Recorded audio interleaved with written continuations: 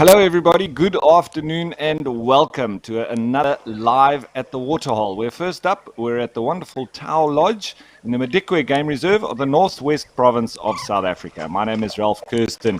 What does the bush hold in store for us today? Well, you'll have to sit back, relax, and enjoy as the animals come down to quench their thirsts and cool off.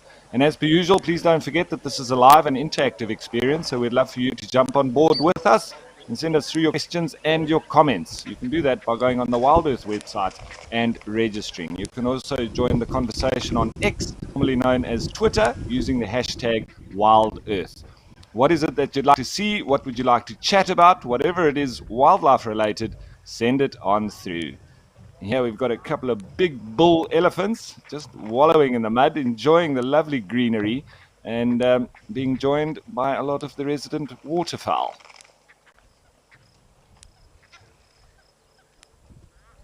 Lots of Birchall's zebra up in the background there as well. It looks like it's a little bit cloudy, which might make it a bit cooler for the animals. It would be interesting to see.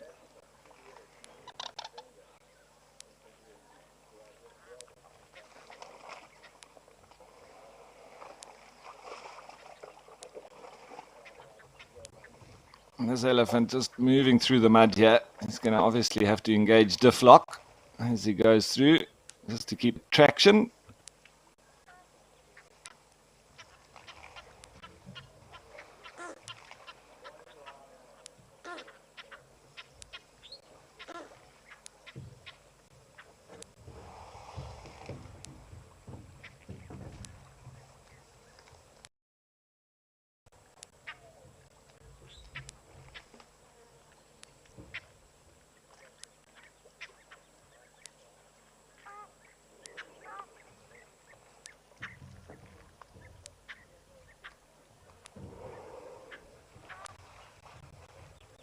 All right, having said that, there looks like there's some clouds about. I think it's time we go and have a look what the weather's going to be like across all the different locations.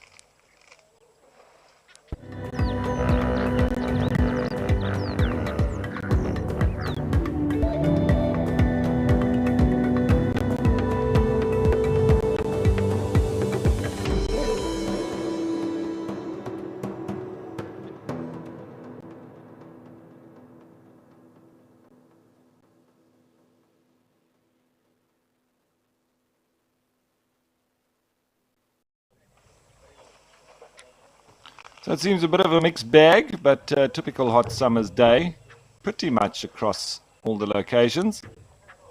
The forecast was for no clouds here at Madikwe, but one of the jobs that I would hate to do is that of a weatherman, because you can never please everyone, eh?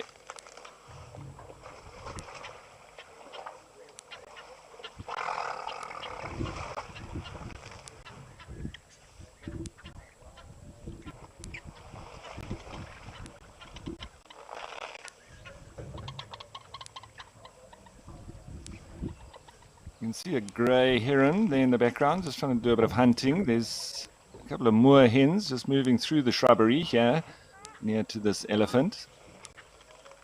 You can hear a South African shell duck calling, and there's a third elephant bull off on the left as well.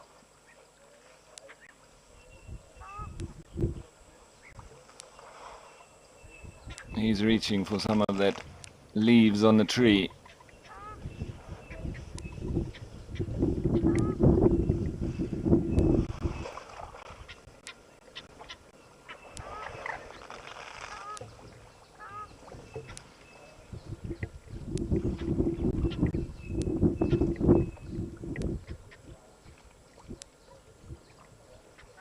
So Fuller commenting, morning from a sunny but cold UK. Crocs, please, at our lodge. We'll have a good look for you, Fuller, and glad to have you on board with us. I don't see the crocodiles for now. They've been hiding the last few days. I think they may have moved off on the left because the water level has dropped a bit on this side, so maybe that's why. And Guadalupe Lazar saying, what a beautiful sight. Always lovely to see elephants. And generally our stars of the show, especially when it's nice and hot this time of the day.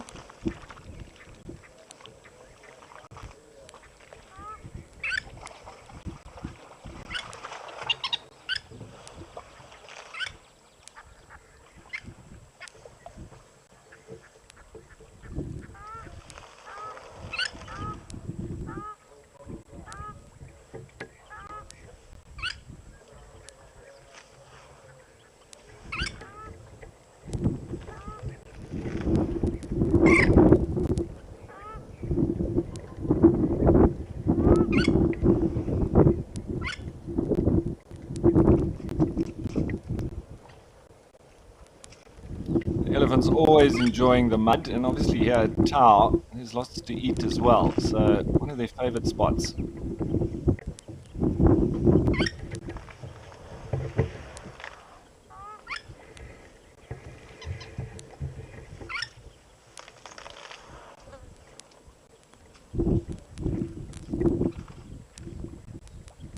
And Jack 2 also commenting along the lines of the water, saying the water levels seem lower.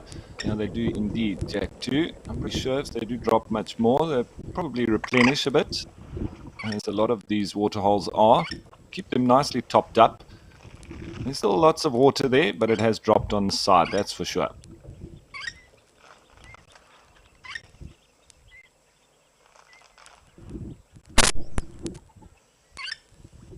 So this big bull really enjoying the mud here and feeding while he goes.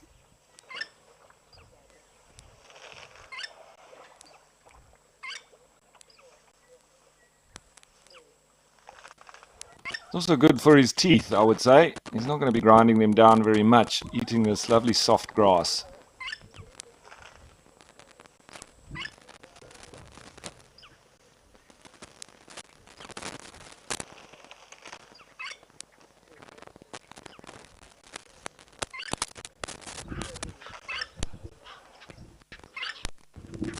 You can also see his lovely long eyelashes there to protect the eyes themselves. We don't have optometrists out here in the bush. So well evolved to protect themselves.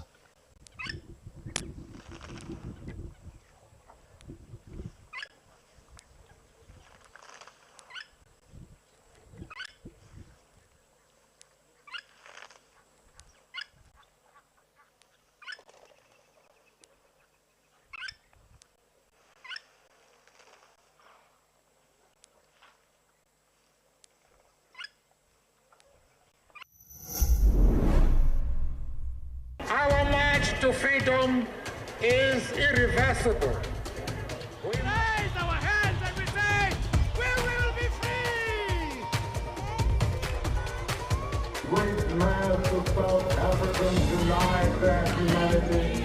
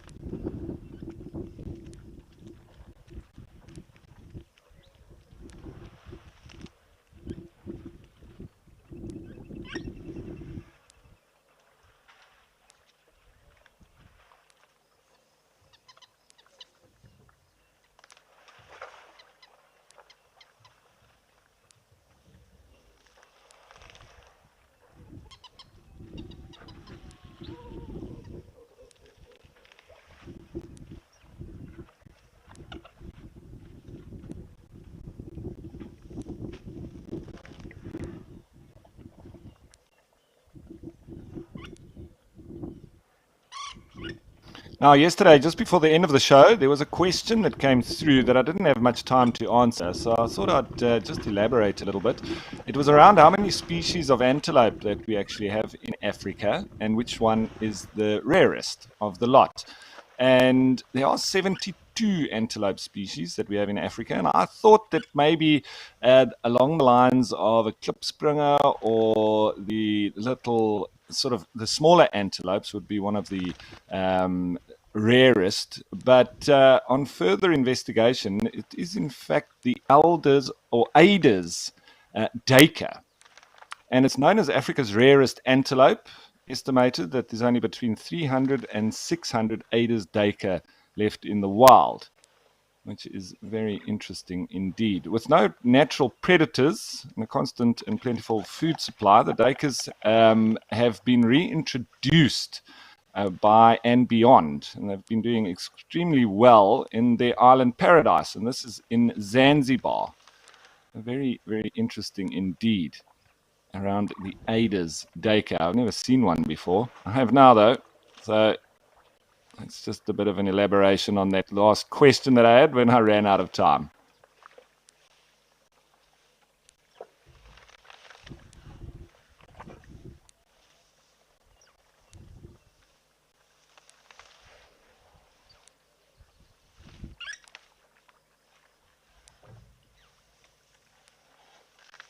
Now, Fuller was also asking if there was a croc, who would move away first, the elephant or the croc?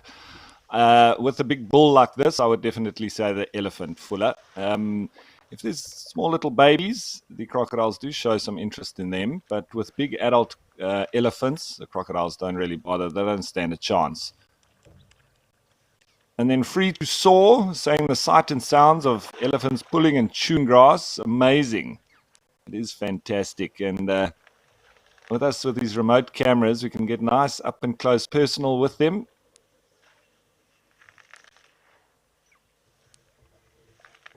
You can see the evidence of the crocodiles off on the right there, making those channels in the mud. But we don't see any for now, hiding somewhere.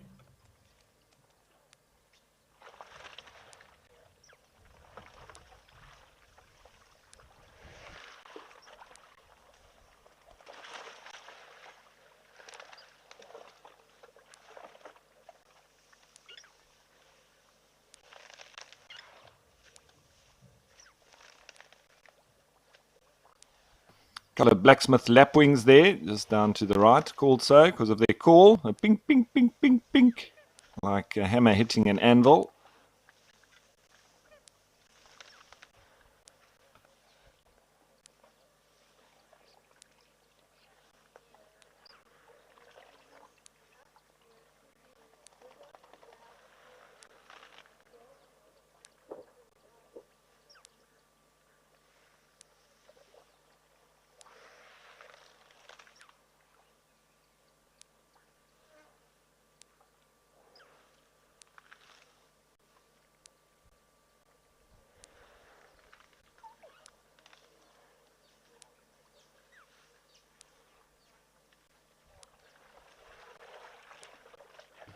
And there are some of our Chacma baboons, Papio ursinus.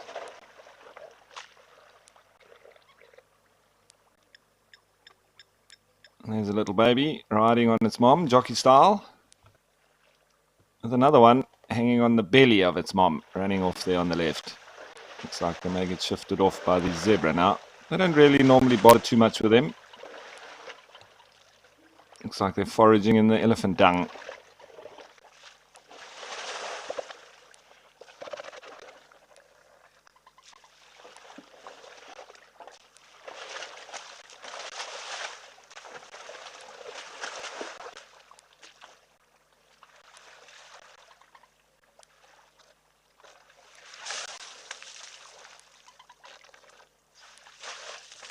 And Lucy Kwedi was asking, what is the population of elephants at Tau Lodge? So Lucy, this is all part of the Madikwe Game Reserve. It's about 80,000 hectares. And so they're not just limited here to this area around this lodge. We'll also see elephants at Jamala, which could move right from that area down further in the south of the reserve all the way up here to the pot in the north. And it's estimated around about 1,500 elephants on the reserve itself. So I hope that answers your question. And then Dark Mane Lover saying, good morning, Ralph Kirsten. Good morning, straight back at you, Dark Mane Lover. Lovely to have you on board with us.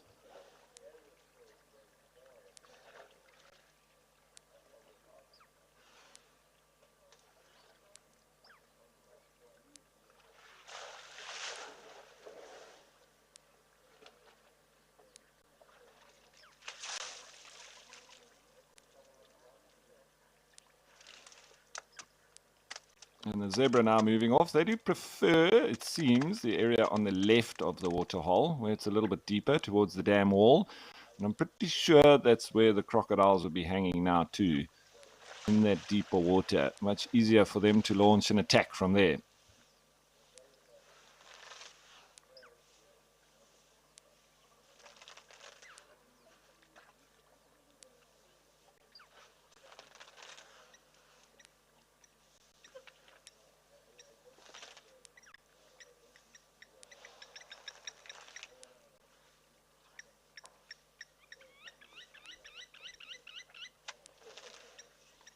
And the general routine of baboons during the day, you know, they rest up and roost in trees at night, generally. Sometimes they can also go up onto the cliffs in rocks or whatever, but preferring to go up in trees, the likes of fig trees, jackalberries, nala trees, ones with nice big V's in them, lovely roosting branches, etc.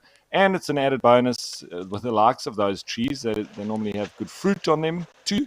It's obviously seasonal, but then they can also feed on them as well. So, and then in the early morning, normally at first light, they come down from the trees and then go off foraging, get some drink as well. They're never far from water, and then head back to around sunset, back up and go for the roost again. So the biggest predator would be leopards. So that's generally why they sort of get off the ground. Yes, leopards also go up trees, but at least from up in the tree, they've got a lovely vantage point and they'll be able to pick them up normally before they actually get up the tree itself. So they do prefer along riverine, areas. That's very good for baboons to roost, because then there's lots of trees that they can almost jump between as well if need be.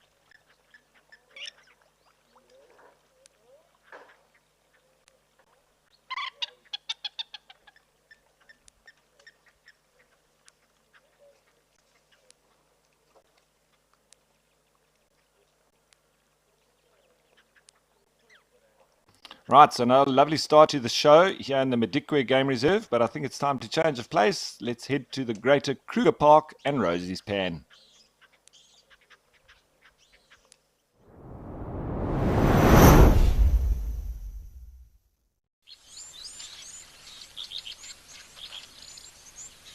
Different perspective, different part of the country, but similar wildlife. Here, a nice little herd of impala. You can expect sometimes to see hippos in this little pond. I think they don't stay in it permanently. I think it's very shallow and it is often visited by the elephants, and then they do get disturbed. So impala, elephants, hippos, and a very good birding spot for the likes of petilias and twin spots and the little waxbills, which you can currently hear calling. A very high pitch little squeak that you can hear.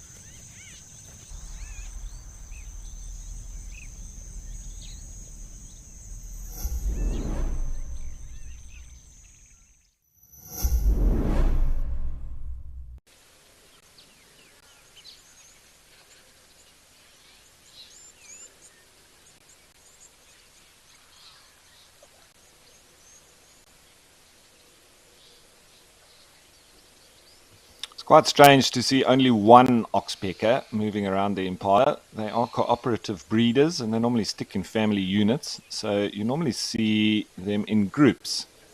And so just seeing one, I wonder where his family is.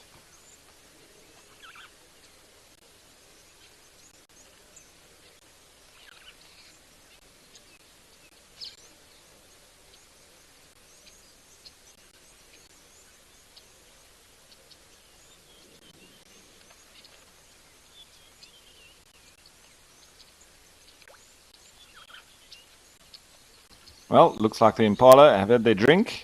Now they're moving off.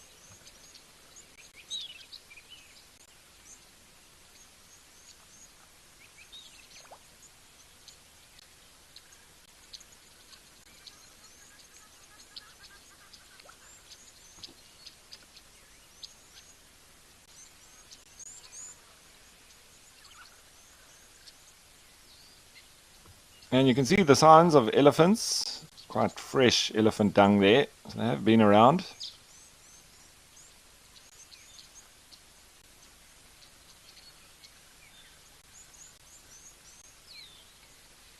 And you see lots of movement of these tiny little birds. Very difficult to actually see them clearly for any given time.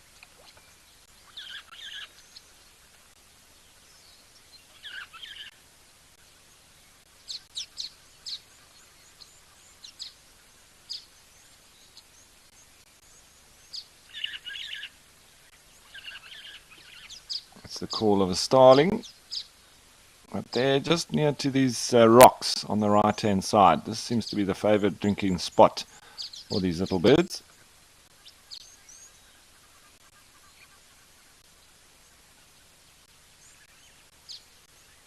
Looks like a couple of starlings, and there's a spurfowl now also making its way in.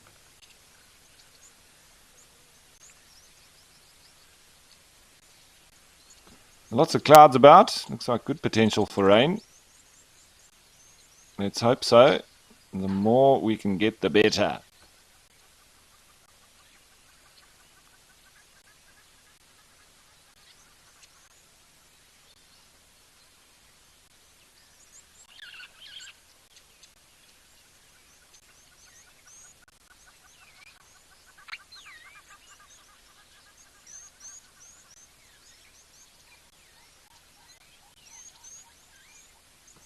All right. Now that it's got a little bit quiet here, except for the tricky little birds, I think it's time to change of place, of province. Still staying in South Africa, but let's head to KwaZulu-Natal and the Tembe Park.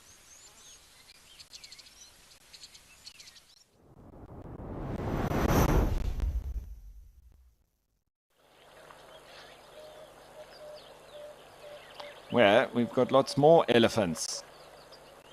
And always nice when you do see elephants here, because we have the potential of seeing the big tuskers. So we'll keep an eye out for them.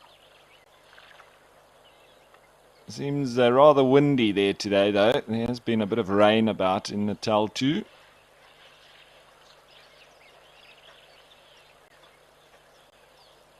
A woolly neck stork just walking off in between them.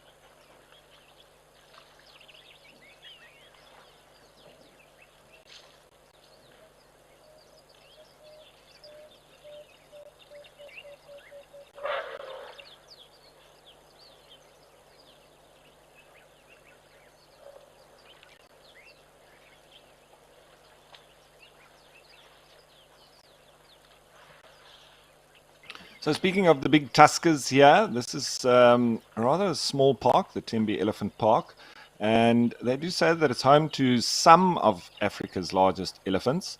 300 kilometers squared park, but it's home not only to some of the largest elephants, but also the smallest antelope in the Sunni.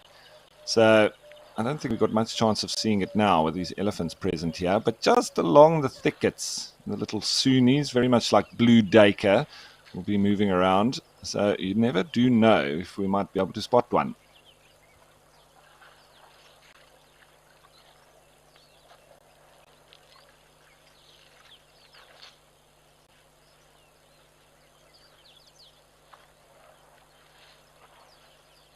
And they say that there's more than 200 elephants still left within Tembe, and the largest being Isilo, Mkadebona, and Sikwalo. Isilo is the eldest, approximately 50 years in age, and his weight is estimated at 7 metric tons. And the tusks that may weigh an impressive 60 kilograms each, a total length of about 2.5 meters. I'm not seeing any big tuskers here now, but who knows? Maybe those individuals will come across and join us.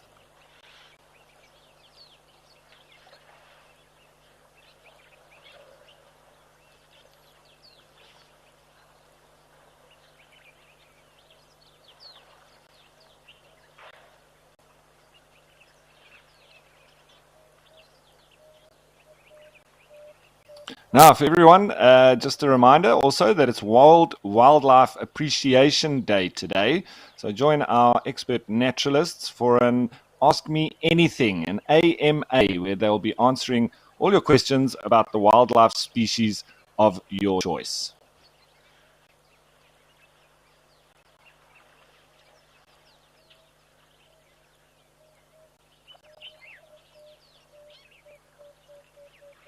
Now, Free to Soar was asking how many years of schooling did it take to learn everything for your line of work?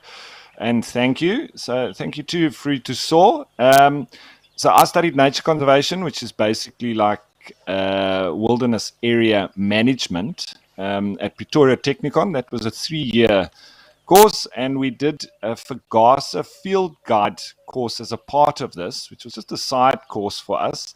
But that was sort of what led me into guiding and going into the private sector, because my initial idea was going into the public sector and working on one of these magical game reserves within South Africa. That was my plan initially. Whether it be Tembe or Kruger Park or wherever it was, I wanted to be a ranger. But it turns out I ended up being an overlander guide heading straight out to Namibia when I was qualified, and I never looked back. I was touring Namibia ever since then on overland safaris, and then started to specialize a bit more in exclusive 4x4 camping and 5-star lodge trips. And then eventually went back a little bit into what I actually studied, which was the wildlife management, and managed a couple of reserves within South Africa, but private reserves, but also centered around guiding and tourism. And so that allowed me to travel around a lot of parks within Southern Africa and to get a sort of first-hand experience of a lot of these game reserves, having traveled there with tourists and understanding what they wanted to get out of it, and also understanding the wildlife perspective as well. So a good, broad, basic background that led me into, I would say I've never become a specialist in any of these. I'm a real generalist, maybe a jack of all trades, but how does the saying go? I'm a specialist of none.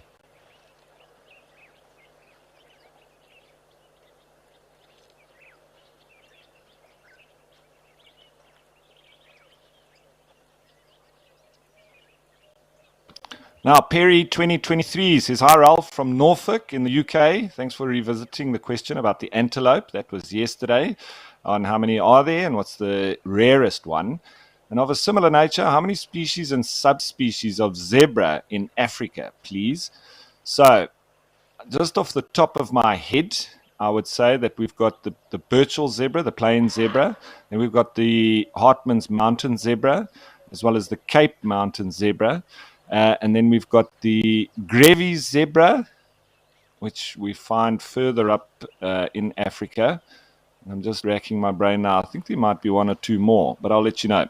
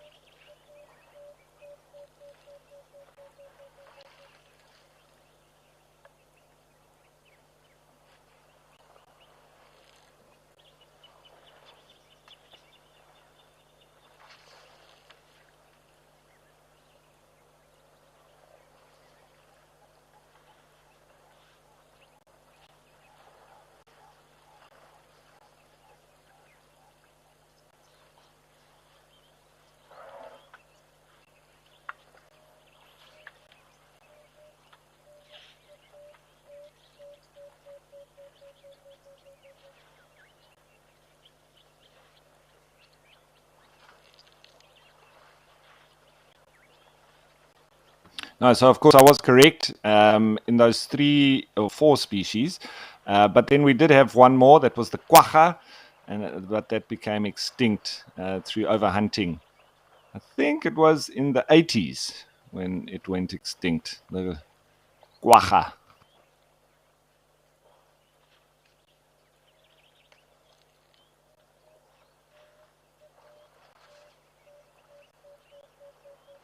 So, in Dark Main Lover saying beautiful sightings. Love these ellies. They look so peaceful and enjoying their Sunday afternoon. Yeah, they are enjoying it here. But there's a couple of bulls sort of moving in between this breeding herd, making them a little bit anxious, I think, especially when they've got these little babies around. The females aren't really receptive to them then. And there might be a little bit of standoffs between these big bulls as well, with the hormones flowing.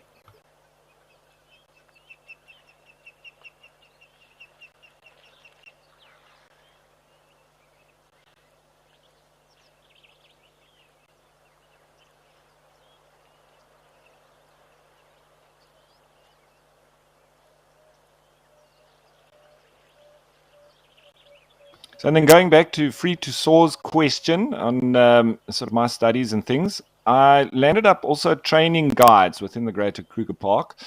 And I found that I learned the most when I was actually teaching students about the bush. Firstly, because of the repetition that we would go through. We did the Fugasa Level 1 course for the first couple of years. I was literally doing that every 2 weeks. So I got to know it by heart.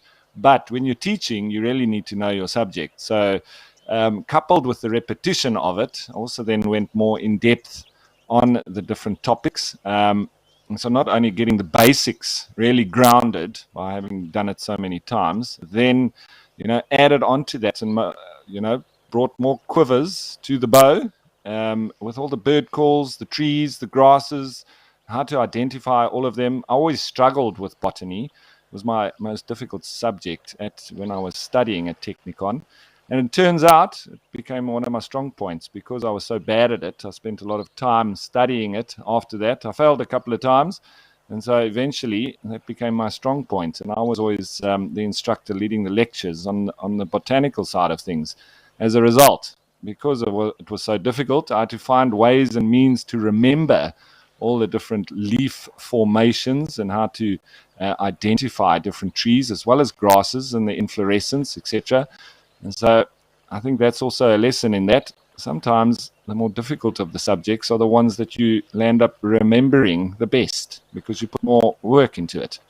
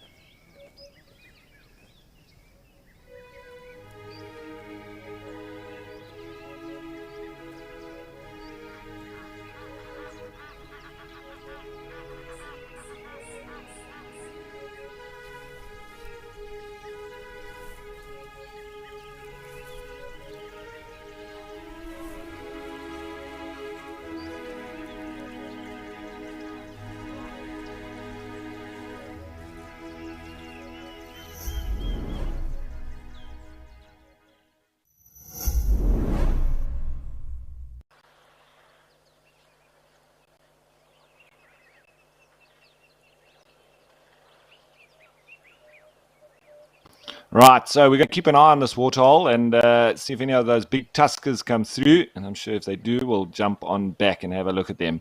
But in the meantime, I think let's change of place once again. Let's head to East Africa this time, and Africam Old Donyo.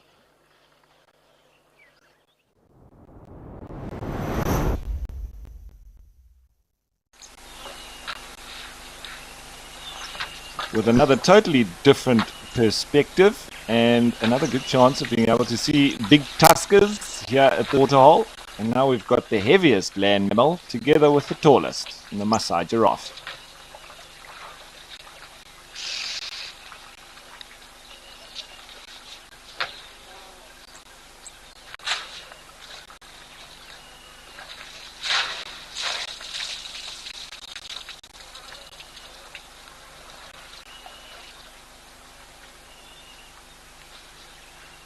And off in the background, we can almost just about see the Mount Kilimanjaro straight behind this elephant in the middle between the one on the left and the giraffe. It looks like we can see a bit of it, but the cloud's still hiding the peak.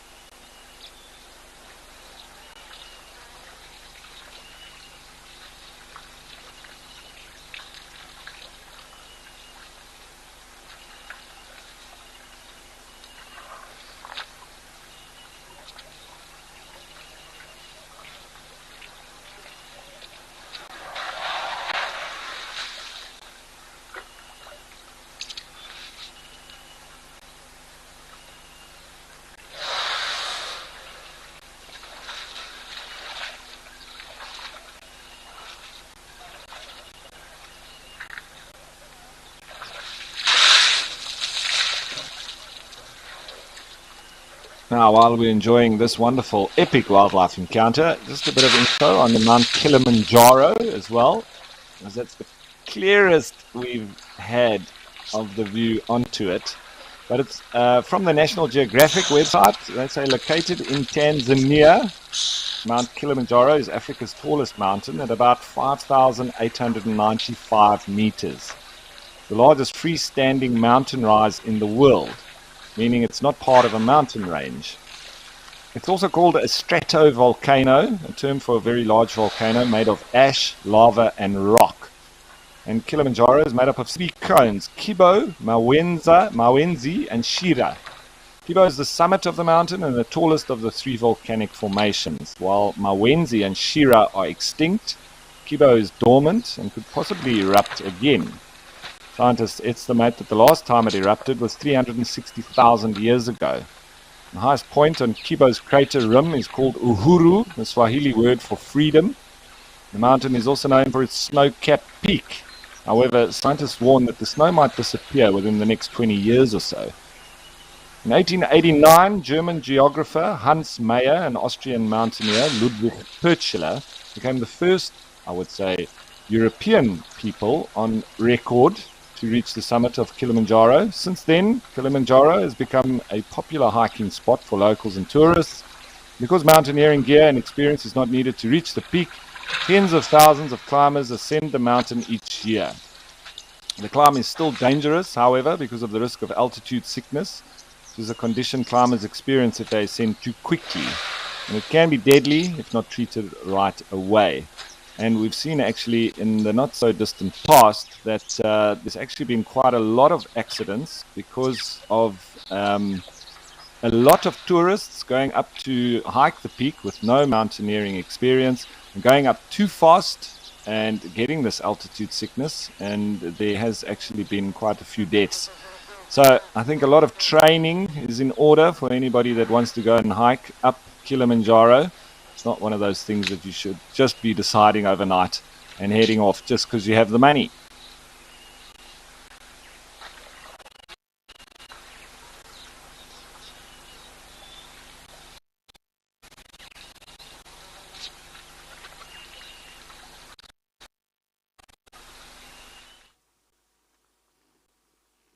So sometimes experience a little bit of technical issues there at Old Donyo with it being a very remote camera. So we've just changed of place because of that, and we've headed back to the Greater Kruger Park and Cat Eye. A very similar perspective from this camera, and nice and close with some impala.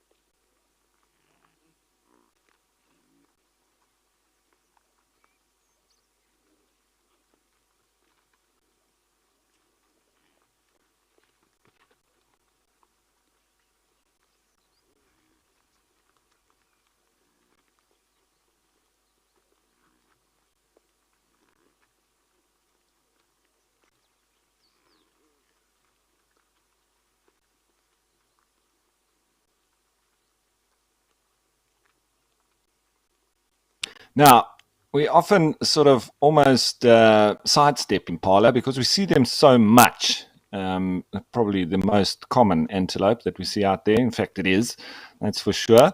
But some very interesting adaptations with an impala that we should be discussing, I think, a little bit more in depth. But what I just saw that one doing was grooming itself with its teeth. And so I thought that maybe is a good chance for us to delve into that. And of course, grooming is essential for a lot of animals, especially with them having hair, and it does serve a variety of functions. It not only removes parasites and keeps the animals clean, but it also strengthens social bonds between them. And we see a lot with the impala that they do exercise allo grooming, which means grooming each other. But you might also wonder how a young impala can recognize its mother between a large herd of females that look almost exactly the same. Because impala ewes groom and suckle their young, lambs can identify their mothers by their scent. And impalas have taken grooming to another level as they have been specially adapted lower incisors, which fit loosely into the sockets. And this means that when they groom themselves, their teeth splay open like a comb, and that helps to remove the dirt and parasites more effectively. And that's what we saw there. They've got those teeth on the bottom that splay, and then they're able to sort of work through the hairs like a comb.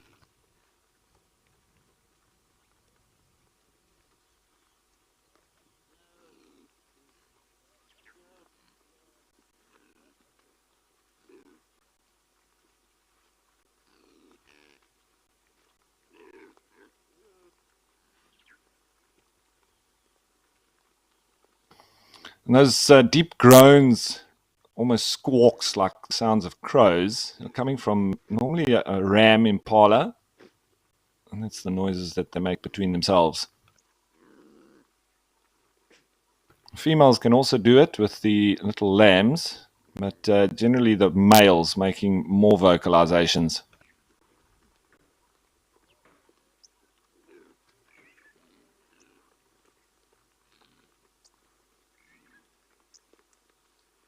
And Gertie saying that impala are most attractive antelope species. They are very pretty, aren't they?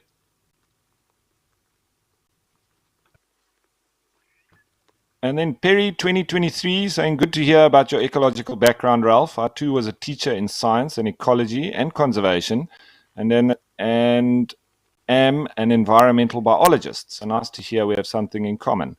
Absolutely, Perry 2023. Yeah. So my formative training, as I said, at Pretoria Technikon, I was advised to go to a Technikon rather than to university because I was told in person by a Kruger ranger that, in fact, the guys and girls that come out of university have a lot more theoretical knowledge, but that's exactly what they have, the theory.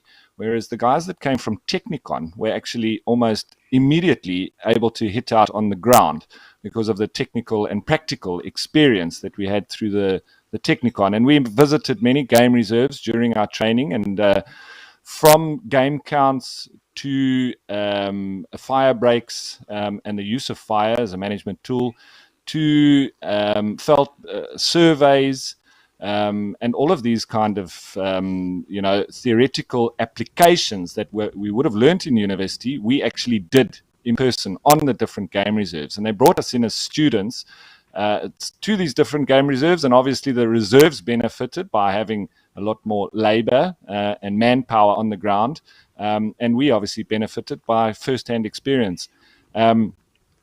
And I think that really put us in good stead for when we were actually finished with our training, that we could hit the ground running.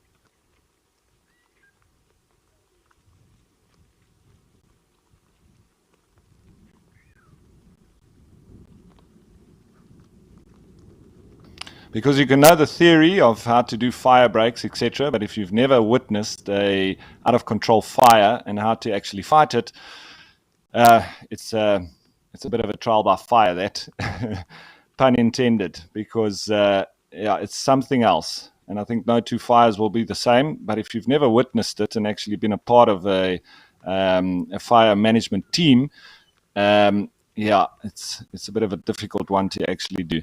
And then also with the game counts, we did different methods. We actually did, full block counts where we walked 100 meters apart and actually counted all the animals that ran in between us. So it's a highly intensive or labor intensive way of doing game counts. But yes, obviously also walking through the bush and experiencing these animals running between you, and then obviously the statistical analysis thereafter, a very important part of it. That was one of the difficult parts of my studies, with the mathematics involved and the statistical equations. And then the conservation law was another one that I also struggled with. Very intricate sort of understanding of environmental law, where how it differs from your domestic law. So wild animals theoretically can never be owned, and so unless you can suitably contain them. So, but as soon as a wild animal escapes a private land or an enclosed area, it can literally become the property of whoever can contain it. So that was interesting there, but there's obviously little subtle laws in between that as well. If you wouldn't be able to just simply shoot an animal next to the road because it wasn't contained, you would have to have a permit to be able to shoot in that area too. So there are caveats, but I found it quite difficult, along with the statistical analysis of game counts.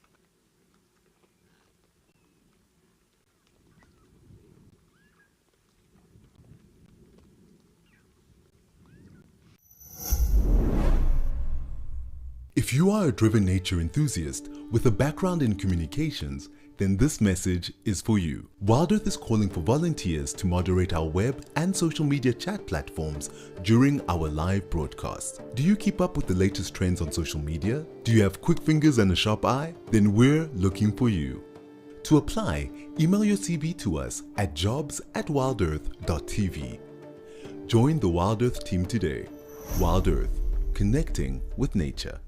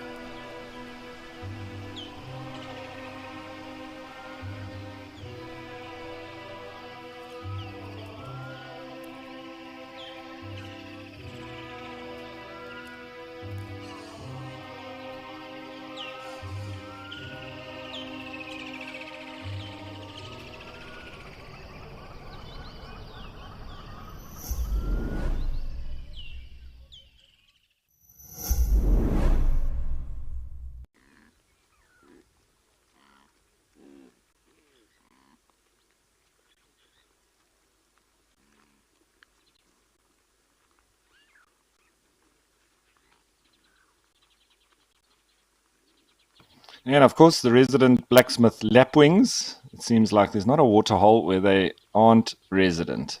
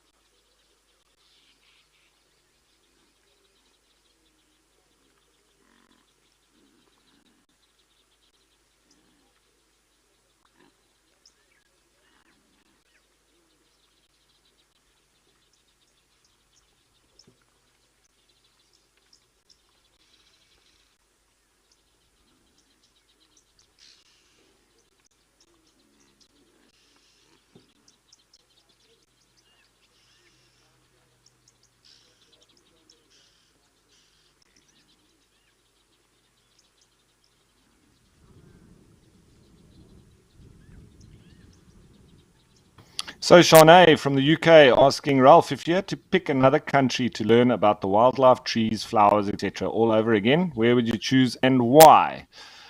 Now, because of the way that I went out overlanding with trucks and eventually with exclusive 4x4 safaris, I always get itchy feet when I stay in one reserve. So I always found it amazing how a lot of the guides could stay on one game reserve, one lodge for 10 years and more, because I could never do it.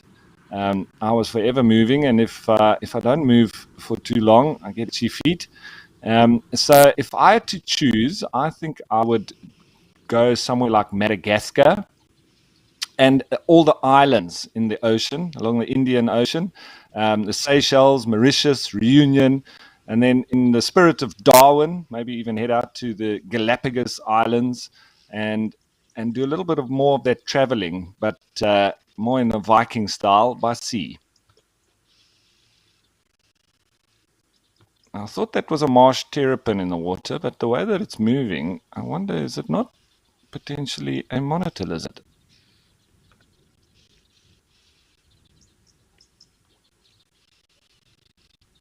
I think it might be a small little monitor lizard in the water.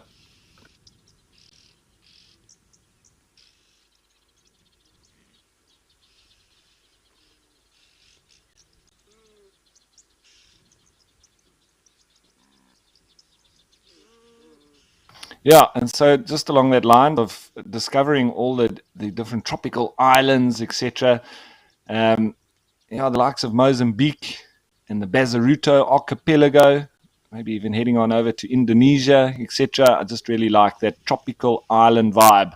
And all the animals, especially the likes of the Galapagos. That is somewhere that I would really love to visit and see all the diversity of species. It'd be absolutely intriguing.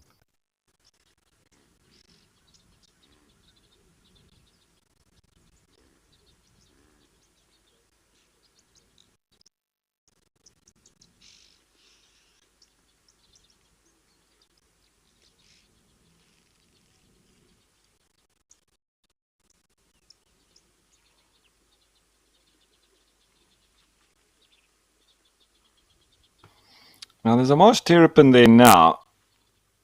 Is it the same one? I thought it was actually a monitor lizard, but there's a marsh terrapin.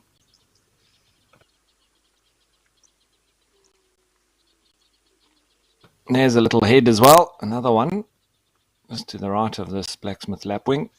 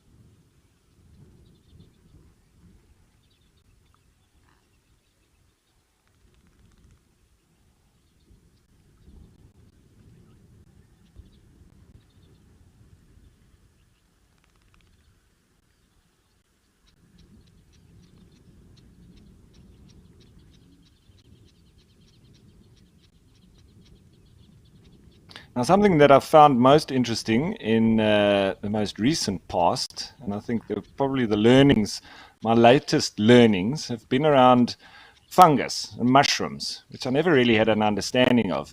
And during COVID, obviously tourism was shut down, and so I started just delving into things, and it led me down a rabbit hole, which I tend to go down, but that being in mushroom cultivation. But it also taught me that we've always learned that the sort of bottom of the food chain and the most important part of wildlife is the food source, being the plants.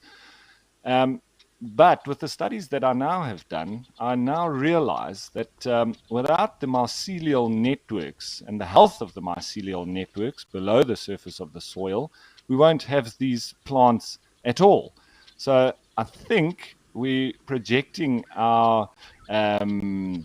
I think our thinkings have been a lot or misinterpreted. That we're going down the wrong routes of thinking that the plants are the basis of all food source for the animals, etc., and that's what we must keep healthy. In fact, it's below the surface of the soil with these mycelial networks and the health of them being the nitrogen fixers for the plants themselves. And if they are not healthy, the plants won't even be able to live and grow at all. So I think we need to look a bit deeper in general in the health of our soils that will then obviously be able to sustain the plant life that then sustains everything else.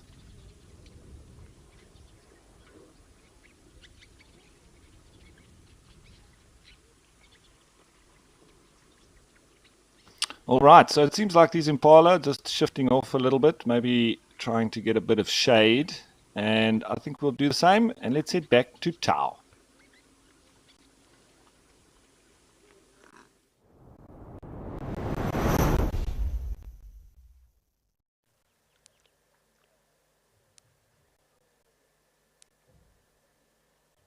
Still no sign of the crocodiles just yet. Who knows? Maybe they'll start moving across the water at some stage. You generally don't see them unless they move.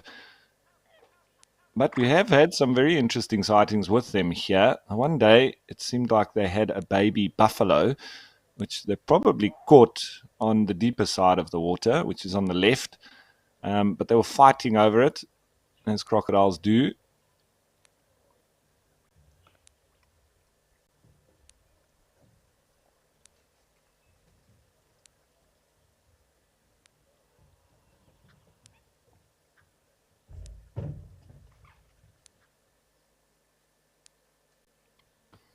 Well, it looks like our elephants may have moved off. Those three big bulls.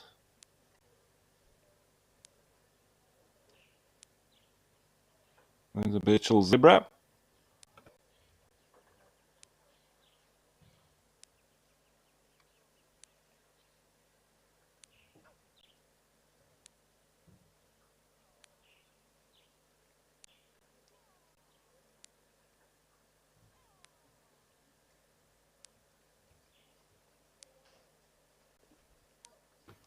And the brindled gnus, aka the blue wildebeest. Looks like they're also pushing off now.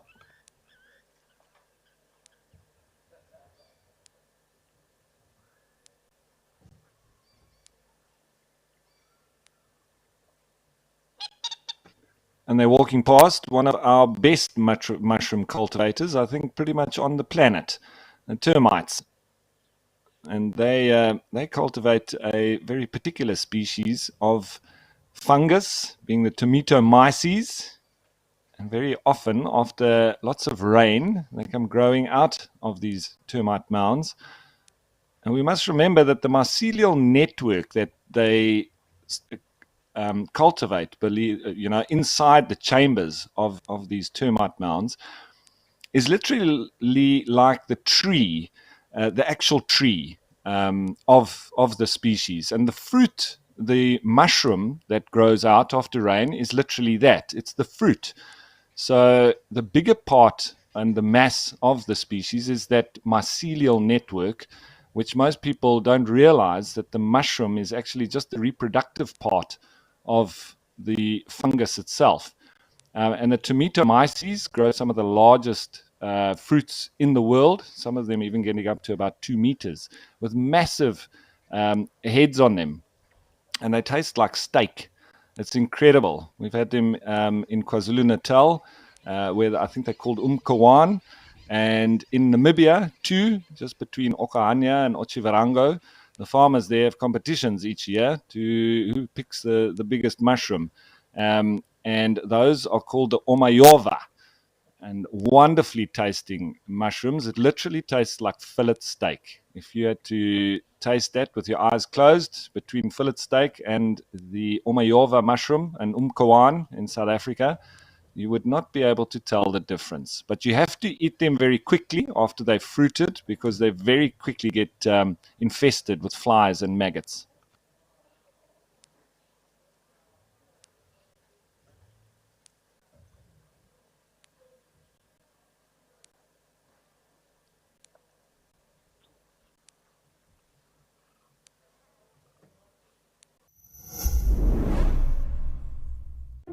Oh, how time flies when you're having fun. Daylight saving time for the US and Europe has arrived. The 10th of March will see the US shift an hour forward, and the 31st of March will see Europe and the UK also shift an hour forward. Stay connected to nature from wherever you are in the world. Go to our website to find out more. Don't miss a moment with WildEarth.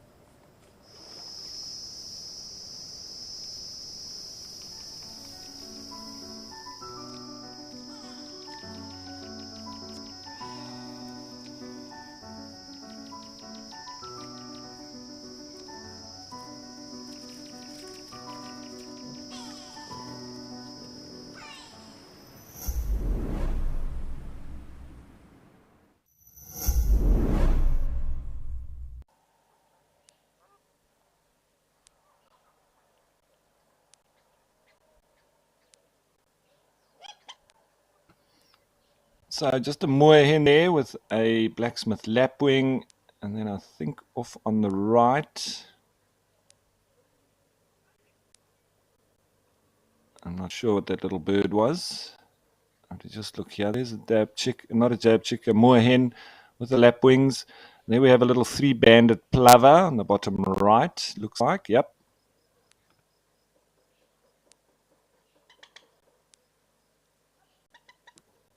So these lapwings, the blacksmith lapwings, who also used to be plovers, but now it's the little individuals or species that now remained plovers, like the 3-banded plover, and the larger of the group, which used to be included, the crested lapwing as well. It used to be the crested plover, the kivit, crowned plover, should I say, but now they are lapwings.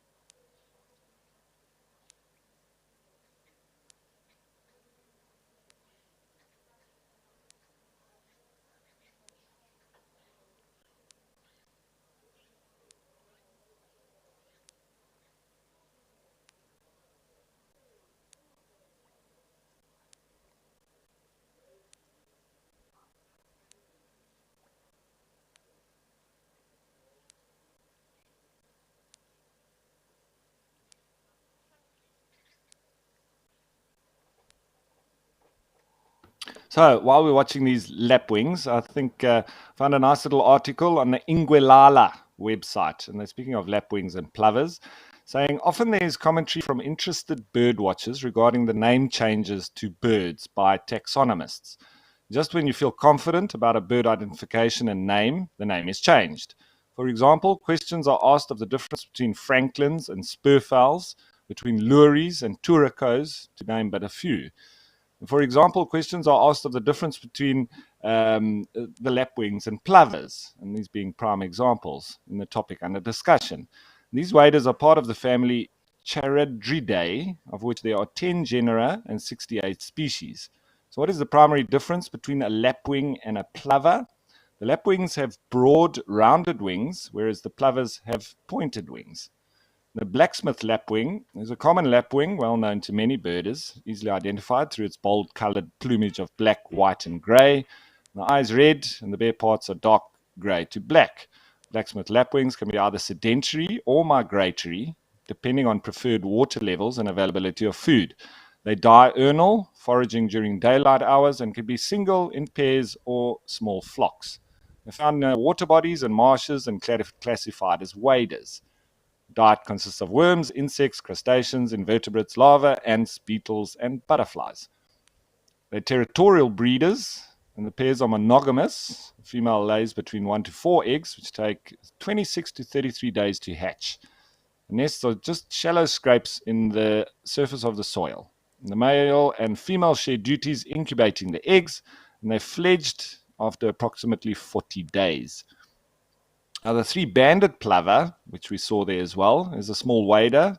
Its back, wings, and crown are brown in color, underparts and face are white, and it derives its name from the distinct double black breast band. And there we can see a gray heron with the black-winged stilts. No prizes for who guesses which ones those are. Then we've got a couple of teals there. Just seeing if it's either the Cape teal or the red-billed teal. I think it's the red-billed teals. We have seen them here.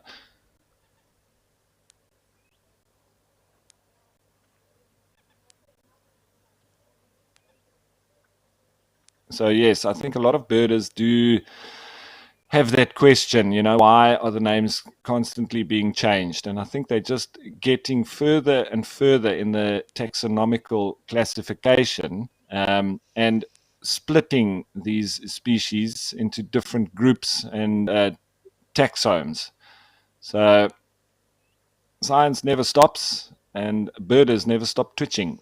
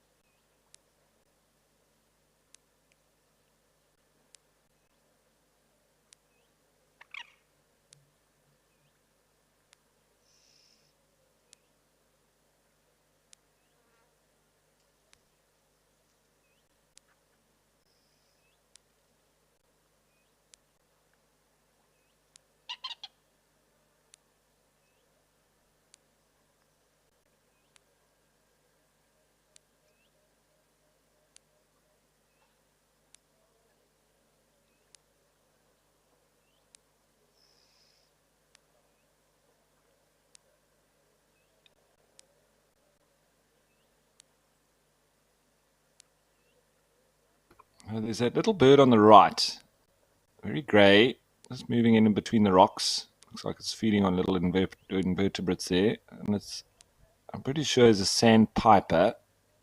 It's just difficult to see which one it is from here.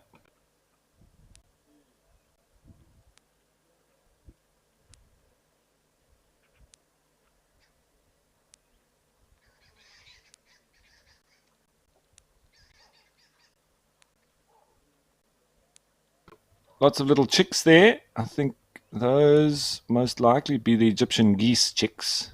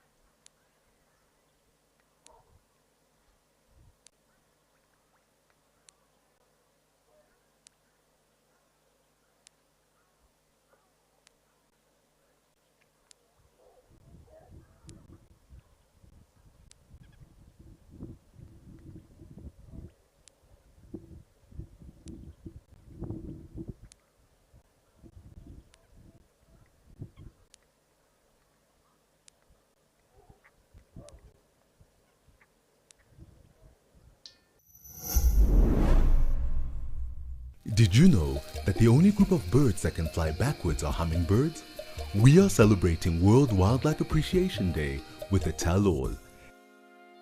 Send Cedric and Steve questions about any wildlife species of your choosing in this Wildlife Ask Me Anything. Learn amazing new facts and brush up on your knowledge about all things wild. Become an explorer and watch it live on the app. WildEarth, connecting with nature.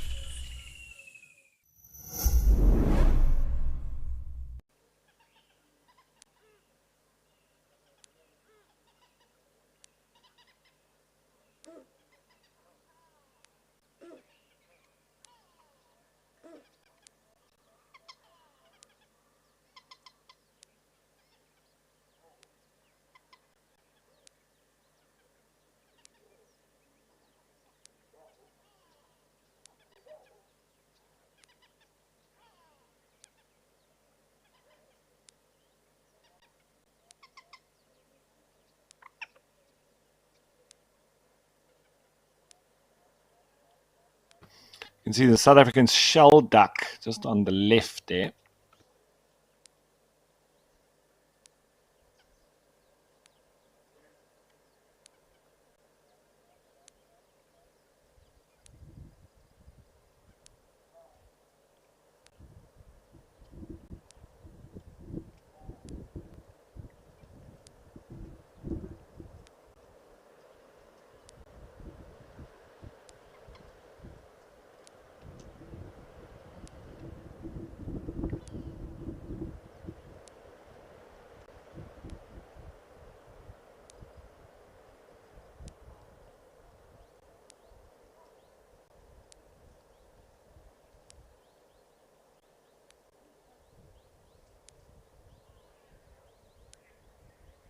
So Jane P has asked a lovely question. With conservation of migratory birds requires governments to share ringing information with each other. Do the birds sometimes suffer because of countries not getting along and we don't get accurate information and data? I think, Jane P, just off of the top of my head, that there probably are issues revolving around this, but this led me to do a little bit of research. And of course, when we speak of birds, I always start off with BirdLife International. And they've got a lovely article written that with spring migration season in full swing, and this was written in March 2023, we talked to Zhao Gilham. He's the lead author of a study exploring the migratory patterns of birds along the African-Eurasian flyway and how their epic journeys link countries. What was the aim of the study? Conserving migratory birds requires strong scientific evidence to help guide international efforts among the countries these birds' journeys linked. So they compiled information on the links between countries revealed by migratory land birds and raptors tracked along the African Eurasian Highway. And these links were then used to assess how much tracking data exists for these incredible birds, the geopolitical connectivity patterns they establish, and the priorities for future tracking research. So, what were the key findings? There's an incredible wealth of tracking data. Although far from complete, this data already contains vital information for conservation, and the links identified between countries can help steer international collaboration. Using this information can also be a cost-effective way of translating complex legal frameworks, such as those in the Convention on Migratory Species, into national biodiversity strategies. For example, governments can prioritize where to invest or seek investment beyond their borders, explicitly considering international agreements for migratory birds among nations with which they share strong links. So, how complete is the understanding of bird migration between Europe and Africa? Although the distributions of migratory birds in Europe are well studied, our understanding of their migration patterns is still far from perfect. Tracking studies have mostly focused on large-bodied species, which can carry larger satellite tracking devices. While for most small land birds, no tracking studies exist or they are limited to only a handful of individuals. Moreover, most tracking studies have been carried out in Europe, particularly in central and western countries. Therefore, only a few birds have been tracked from Asia, and our knowledge of distribution in Africa's non-breeding grounds is still very limited, as virtually no tracking studies exist and field studies focusing on migratory land birds are minimum. So what are the priorities for research to increase this understanding of migration? They've highlighted several countries across different regions of Europe and Africa where future tracking studies would significantly increase the understanding of migration. For example, studies in Spain, Poland, Sweden, and Turkey and Belarus, all of which host relatively large populations of priority species, that is, those whose populations are decreasing in Europe, and it could substantially increase our understanding.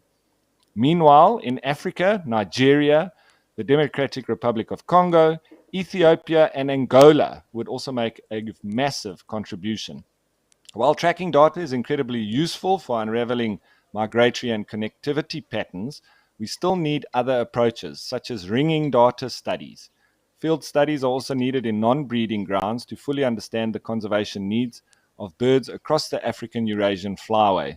Importantly, it is the key that this information is made widely available to increase its conservation impact. So, I think to conclude, it's a real work in progress, and we actually know very little about most of the migratory birds, especially the little ones.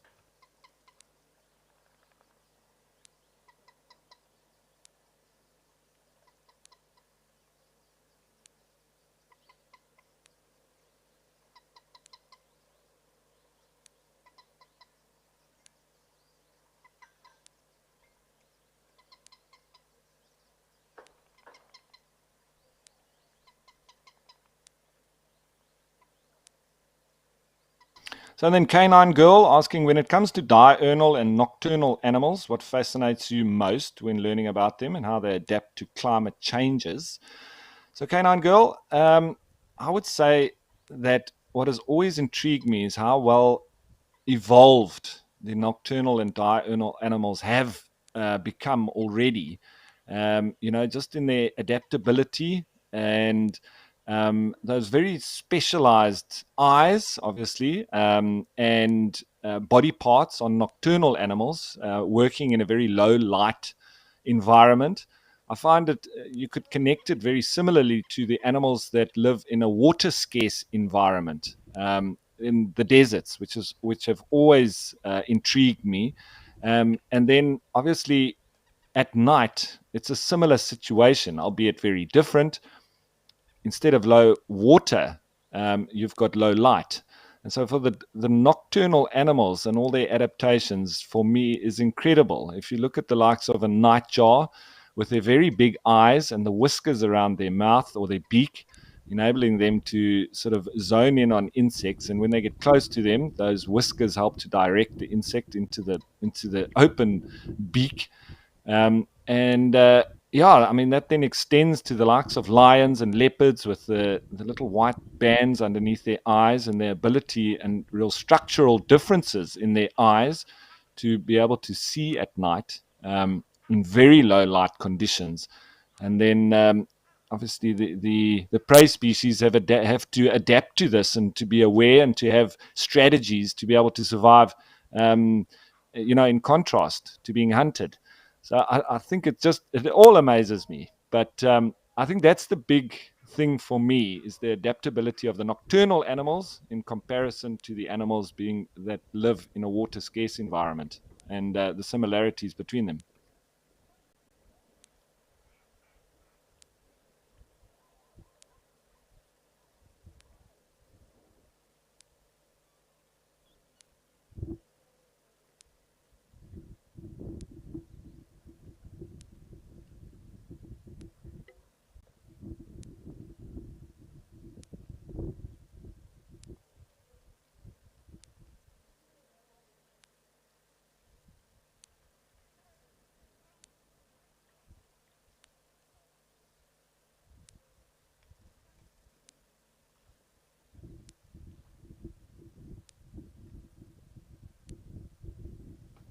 Okay, so other than the waterfowl and the bird life here, it is a little bit quiet.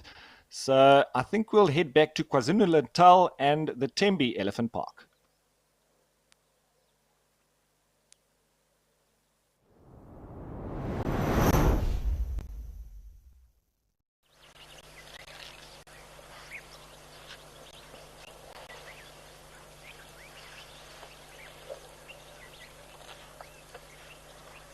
So we see here this bull, he's got a collar on him, being able to track his movements. Especially, when they put on these collars, it is, a way to research the animals themselves. Is it no, I think it actually is a female, yep. But it also then gives them a good indication of when the animals leave the park. This is obviously their responsibility, the park itself.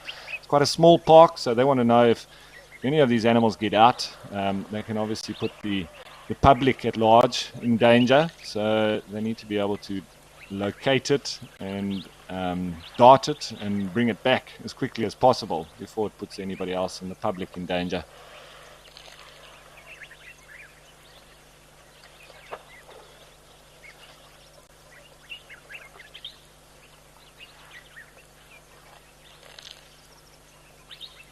So in Canine Girl, I think I didn't really go to the areas of climate changes with the adaptations of the animals. I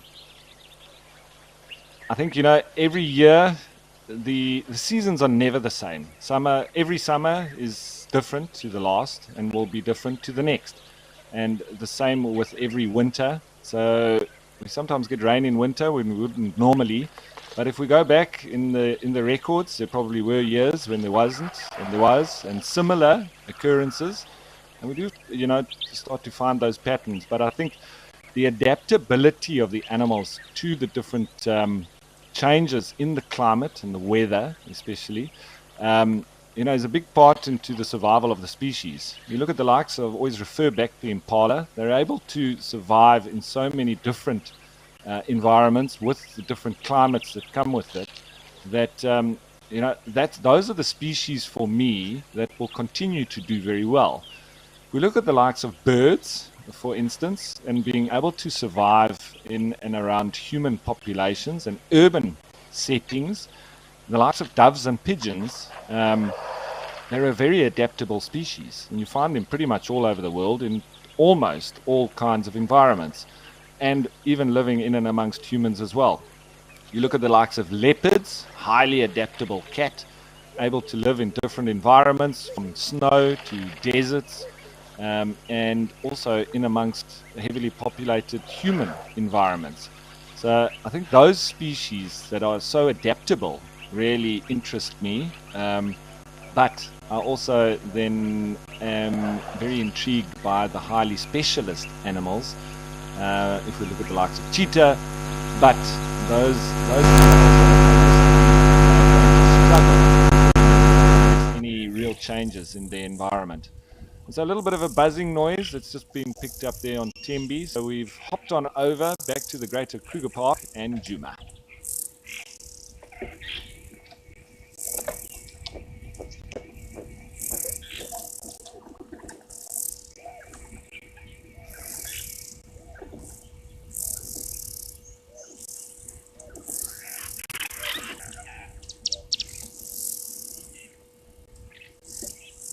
And so with those, if there are extreme climate changes, for instance, those animals that are highly adapted to live in the desert, oryx, springbok, ground squirrels, ostriches, if it suddenly had to start raining in those deserts excessively and starting to turn it more tropical, that would most likely be as a result of the warming of the ocean, because deserts are always situated next to a cold ocean current.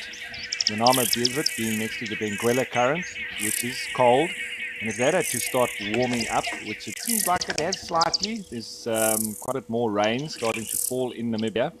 But if that trend had to continue, if it happened too fast, well, the animals would most likely not survive, because we've seen that with springbok, ostrich, and oryx, they do not survive where it's very humid and it's very wet and it's very cold. And in the desert, it does get very cold at night. So if you couple that with being wet as well, those species, if that time frame was very short, just over a couple, or 5-10 years, I don't think that they would survive. But evolution is change coupled with time. And if they had enough time and the change was not very drastic and it went slowly, they would adapt, or most likely adapt, to be able to survive in those more humid, wet, cold environments. But we could say the same for tropical species. If that started to, desertify, they would have a similar problem, because they're used to a very humid environment, very hot but humid and wet. But if it became extremely dry and cold, well, they would obviously also struggle. But if that change was slow and adapt. So I think it all just depends on the adaptability of the particular species in question as to which ones will actually survive those changes. But I tell you what, nature is impressive and it will find a way. Regardless of us losing species, we'll probably gain other species or changes of species that we would never probably have thought would be possible. As these lovely Nyala bulls make their way down now, seemingly to have a drink.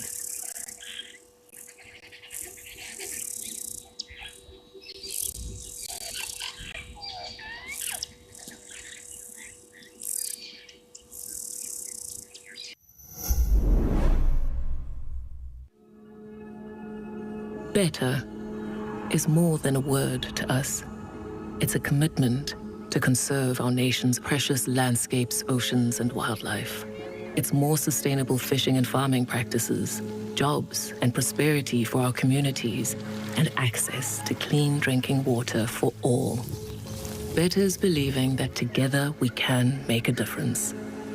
For nature and for you.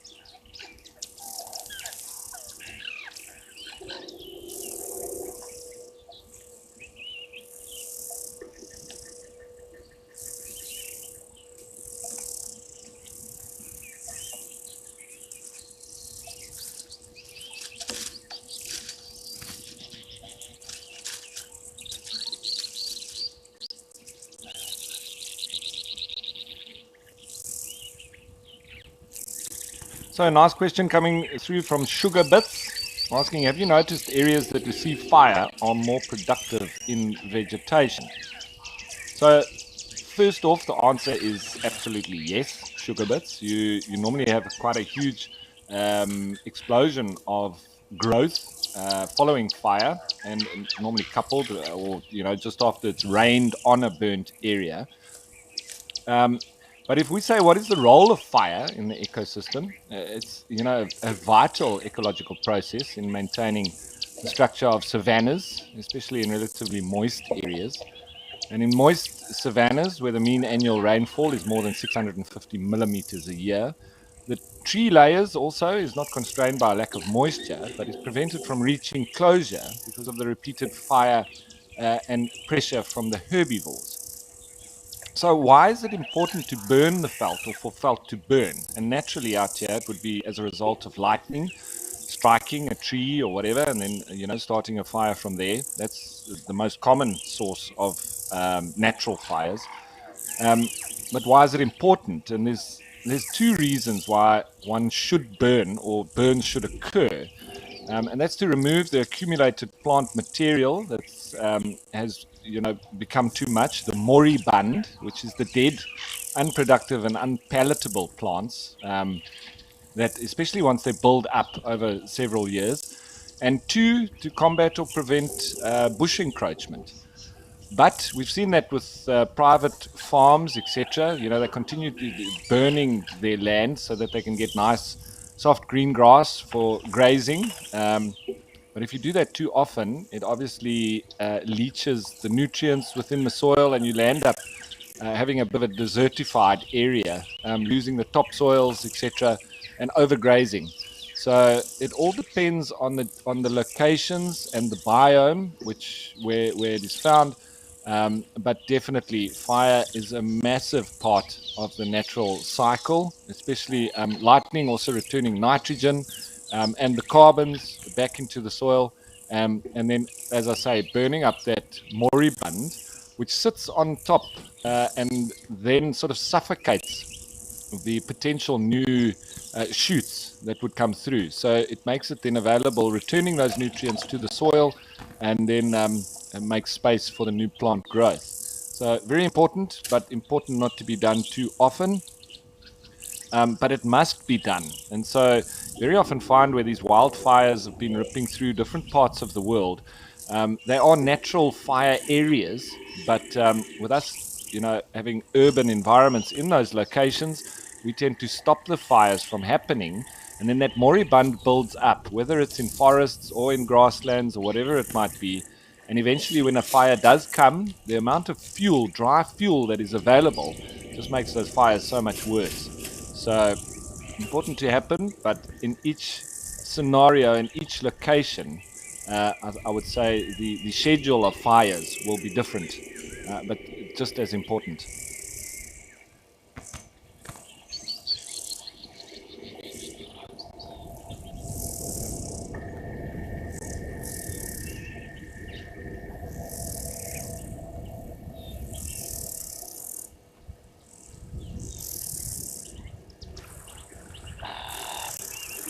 So Canine Girl saying, thanks very much. I find this fascinating and hoping to be part of conservation one day.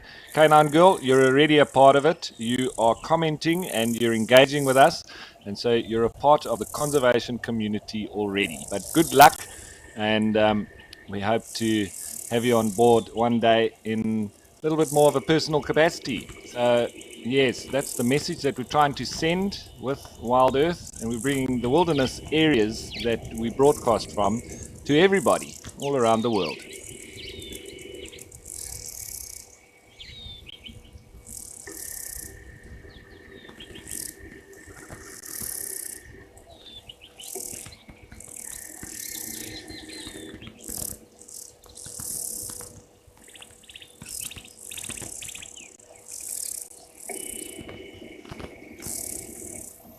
Alrighty, so a little bit quiet here. So let's change of place and let's go back to Odonyo.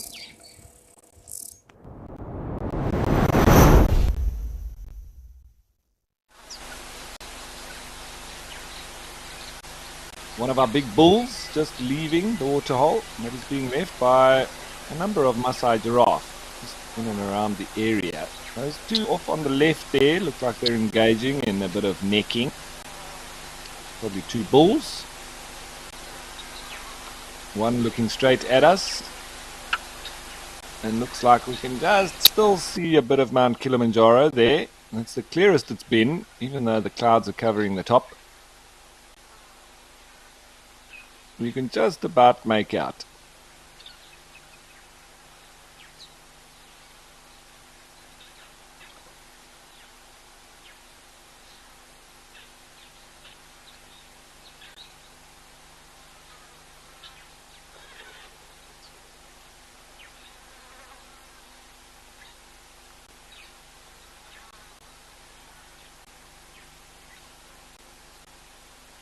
I saw a couple of superb starlings just flitting in and out, coming for a quick drink. I think there might be one or two cutthroat finches as well, while those two bulls just steady themselves for clubbing each other.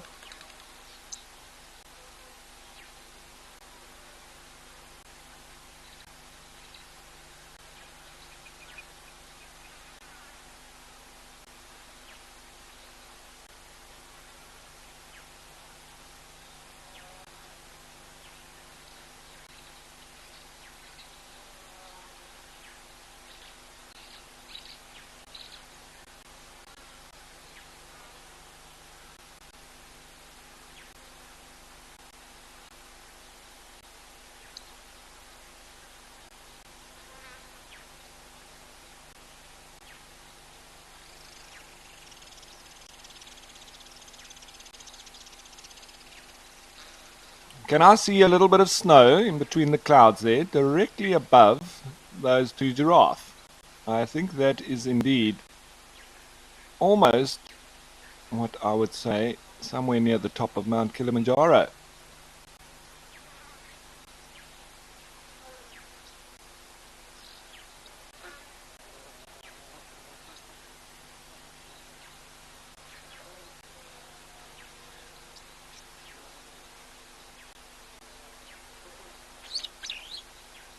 Yes, indeedy, look at that. The snow-covered peaks of the roof of Africa, the largest and tallest mountain on our continent.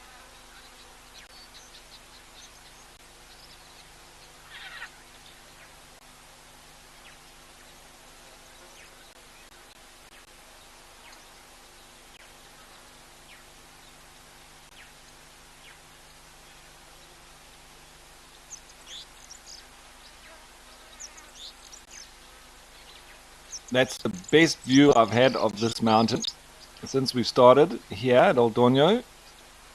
I know that you can see it better if you watch outside of the show times, but during the show, that's the best view we've had.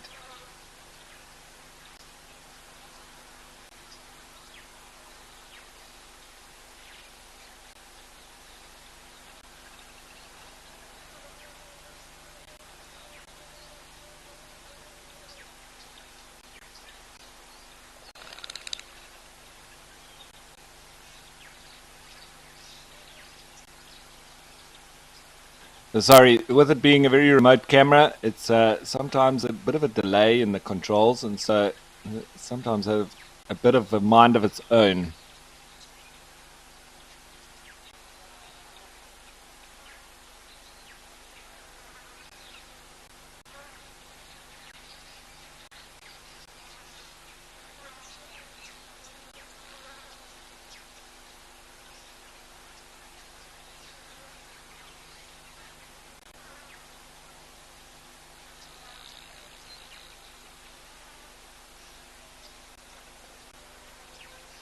Alrighty, so with that being said, the best view we've had so far of Mount Kilimanjaro. I think we'll hope for a better view one of these days, but we'll take it for now.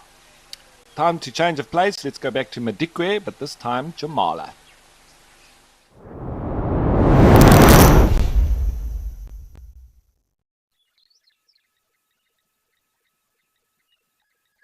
Where, surprise, surprise, today we're joined by a couple of flamingos. Who would have thought?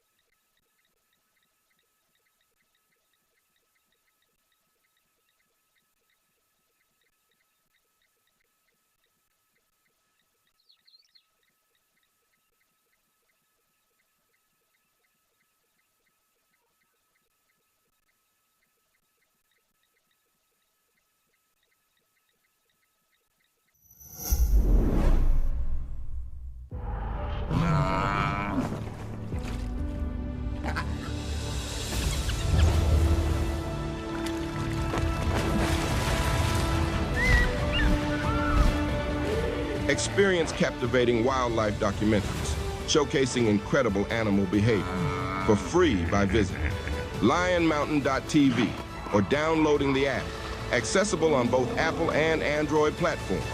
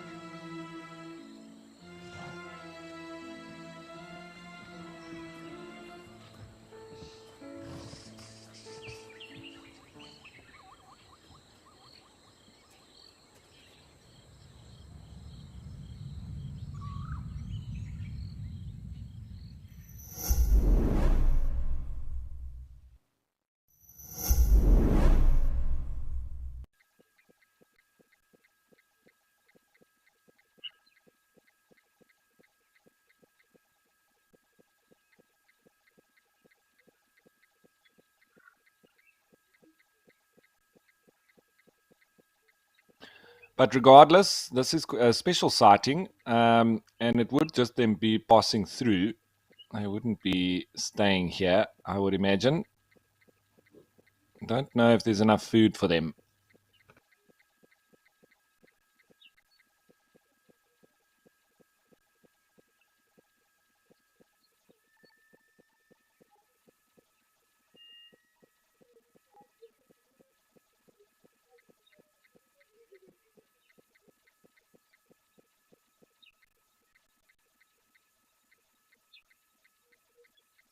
So cheetahs and other animals saying this is awesome. My first time seeing flamingos on Jamala. Me too. Cheetahs and other animals. I think this. I don't think many people have seen flamingos on Madikwe.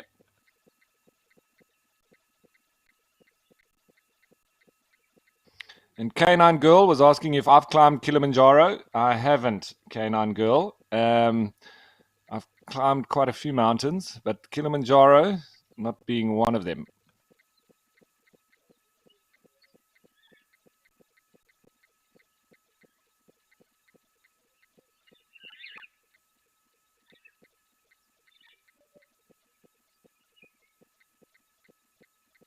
And Sugar Bits was asking, do the wildlife react to impending earthquakes or eruptions? Now, Sugar Bits, it's a bit difficult for us to tell because we don't really get that many earthquakes or volcanic eruptions, around Africa.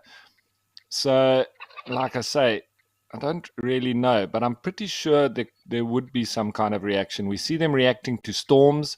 We see them reacting to changes in massive seas with the animals moving, land animals moving away from the coast when that happens. And there is a definite change in the activities of the marine animals as well. So I think being so in tune with the environment, picking up on different pressures, different smells, etc., I'm pretty sure that they would pick up the likes of impending earthquakes and also potential eruptions. So, what a lovely way to end the show. It has been a little bit of a slow one, but doesn't matter. It's been interesting all the same. I hope you've all enjoyed it. I have enjoyed it as always. It's always different, and you never know what to expect. So, thanks for jumping on board with us. Of course, thanks to the wildlife. Without them, we wouldn't have any show. And of course, to the whole WildEarth team, you guys rock. And then, of course, don't go anywhere because there's lots of action coming your way. The Sunset Safari and the naturalists all out and about seeing what they can find. And I'm crossing fingers and toes that they'll get you some spots and some predators and lots of action. But we'll be back here again tomorrow, once again at 1 o'clock for Live at the Waterhole. So that's it from me for now, folks. Salagahle, bush greetings. Cheers for now.